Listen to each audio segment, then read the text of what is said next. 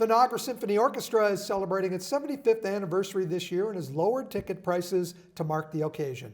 That means it's a perfect time to come out this Sunday to see an incredible collaboration. Isn't that right, Brad? Yes, yes. With the ticket prices, it's because it's a smallish hall, 770 seats, and every seat is pretty much equal good seat. And so, as with many events at the Performing Arts Center, we've been doing a one price suits all.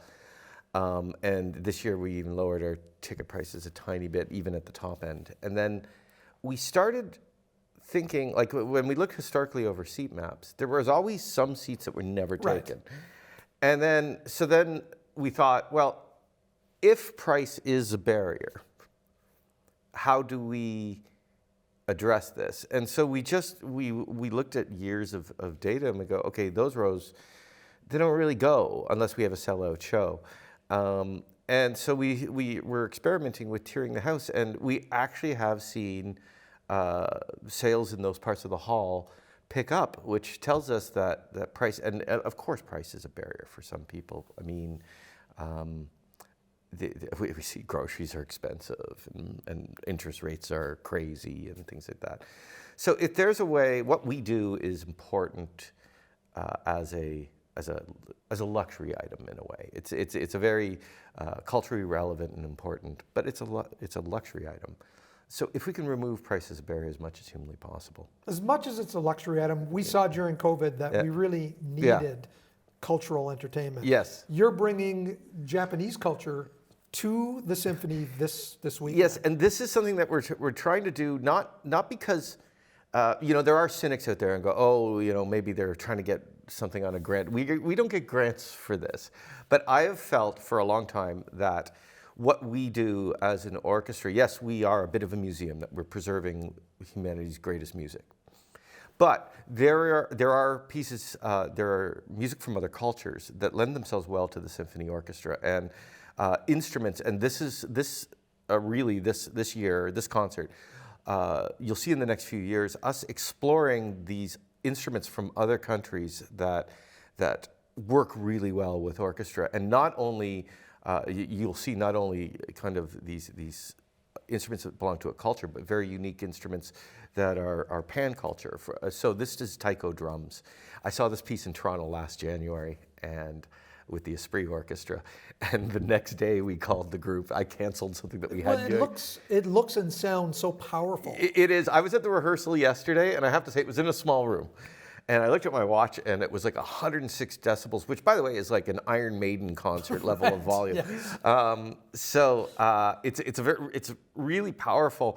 The piece itself actually is a bit of it's almost avant-garde in the sense that it's not like most contemporary music. This is from a Japanese composer? It's from a Japanese composer, and it's a kind of contemporary piece we wouldn't normally do. But the drums are so powerful and so compelling that I felt that this piece had to be done here. It was because it played into something that I've known for a long time, but I want our audiences to explore. But then you have this thing: what do you do to present it? And I think just having a taiko ensemble on its own is box office. But we then went back and looked. There was a program that we did in 2017 or 2018. That had two really epic pieces by the composer Richard Strauss and Ravel's Bolero. And it was one of those concerts that everybody loved, the orchestra absolutely adored. So we just took the piece for soloist out of that program from a few, and then dropped in this. And because Bolero is very drum-based, it's got that da-da-da-da-da-da-da-da, it's got a snare drum going through it for 15 minutes. It's tied together by its use of percussion. For me, it's a concert that I'm super excited about, and I'm really proud that an orchestra in Niagara region can do such adventurous and bold programming. And anybody who comes is going to be blown away, because the pieces that are around the taiko piece is obviously going to be a draw for some people. But the pieces around it are the kind of pieces that I think somebody who doesn't come to the orchestra will go, oh, wow, this is this is not what I thought it was. Right. You know, this isn't, oh, I listen to Mozart because it puts me to sleep. This is all really hard on sleeve, passionate, fantastic music.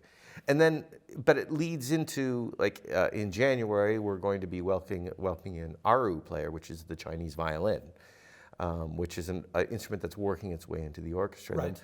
Then when we look forward into the next few years, we're going to have a bandoneon, which is the Argentinian accordion.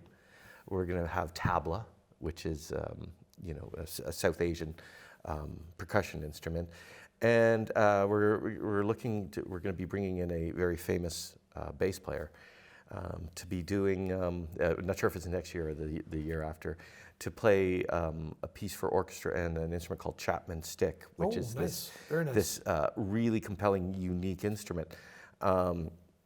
So yeah, very popular, like a very famous popular bass player. So somebody from outside of our genre who's able to do this. And I think that this is a great way to expand our repertoire and just, I don't know, be more relevant. Because I honestly believe Beethoven is still relevant today, but how do we present it in such a way that it doesn't look like we're in some wing of a museum? Oh, Brad, obviously you are very excited about this show, and so am I. How can people get tickets? You can go to niagarasymphony.com and it will send you, or you can go directly to the First Ontario Performing Arts Centre and look for the concert, and that's where you can click on and see all the different tiers, from prices for children in the teens to our diamond seats and 30, 45, everything in between. There's a price that makes sense for everybody in our concerts coming up. Excellent, and that is this Sunday at 2:30. Thanks for joining us, Brad. Thank you.